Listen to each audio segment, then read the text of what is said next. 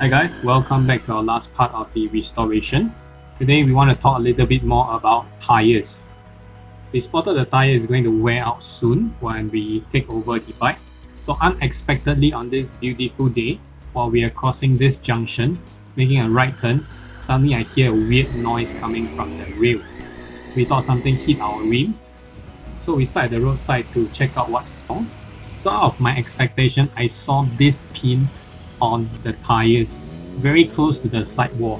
So I pulled it out just to check how long did it penetrate in, just to ensure that it didn't scratch the inner rim and check the damage.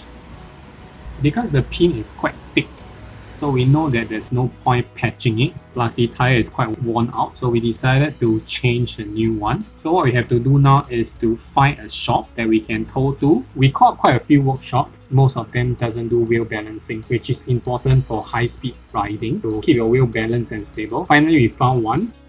Next, we arranged a tow service. While waiting for them to come, out of nowhere, it suddenly just started to rain. We went across the road and get some shelter while waiting. The next decision we need to make is which tires to get.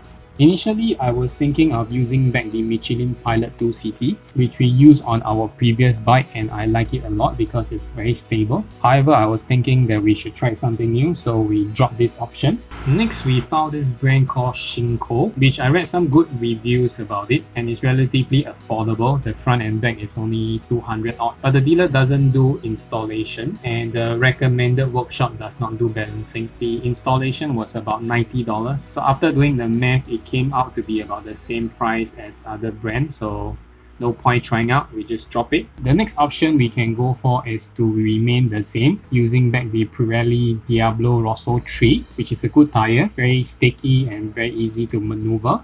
However, the workshop boss recommended me not to get Pirelli because made in China. He mentioned that the quality wasn't that good as before. However, I am not very particular about that because we have been using this Rosso 3 for the past few hundred kilometers. It worked just fine. And he strongly recommended me the Bridgestone S22, which is also one of the options that we were thinking about. Because it's newer, it has a 5 patch area instead of 3 as compared to the Rosso 3. And the boss offers me a very attractive price, which ultimately wins me over to the S22.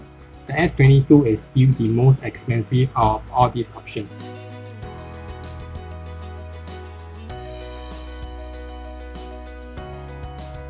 So after about 30 to 40 minutes of wait, the tow truck is here. So came this strong dude who helped me to move the bike up to his lorry. He gave me a lift to the workshop and helped me to park the bike outside the workshop while waiting. It was a long queue there. So we went to the shop and make payment for our S22. And I have a nice chat with the cool boss. And out of my surprise, he gave me a cashback rebate. And I gladly take it. The workshop told me that I have to wait because there's a lot of people there. I reckon there's about 20 bikes ahead of me. So I decided to get some drinks and slack a little bit while waiting.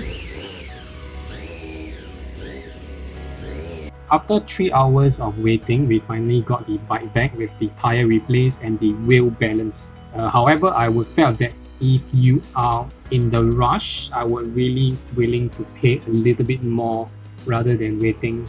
But overall, the job was average, which is value for money.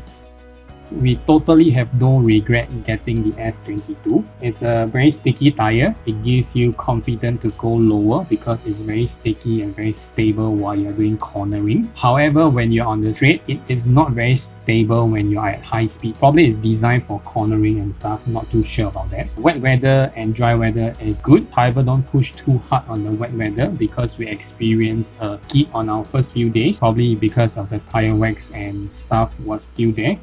We use this tire on different scenarios like city, like industrial, like highways, like twisty roads. We know that sticky tires wear off very quickly, so we want to monitor the usage. So we did a measurement on the depth of the tread. After 1000 km of usage, you realize that the tire still looks quite new. The triangle lining is still there, very visible. And we measure the worn off is about 0.5 mm. We measure it again on the 2000 km mark. We can clearly see that the triangle mark has been worn off almost. But we measure the depth of the tread again. and we notice it's about another 0.5mm being worn off. So we can conclude that this tire can last you around 14k.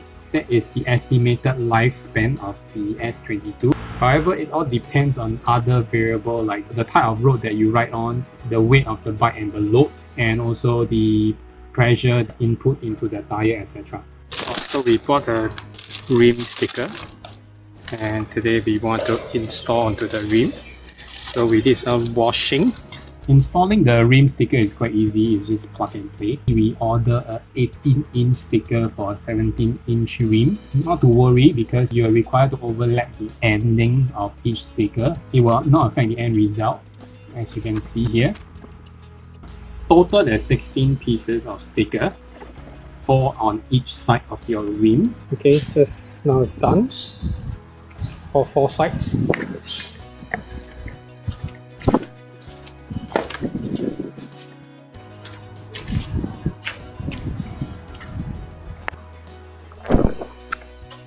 It's right after the 2K review. So we noticed that the air on the tire keep leaking, so we were wondering why. Now we found the reason why. We got a nail in the new tire.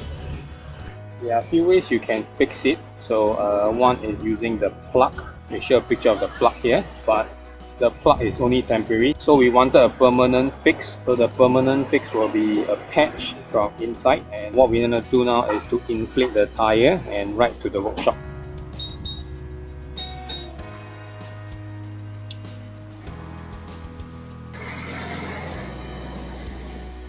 So I don't know whether it's because of the sticky tires, and that's why it attracts a lot of needle or a lot of sharp object, which at the end punctured the tire. We called this workshop and they confirmed with us that they do the patch plug method. So we brought our bike over there.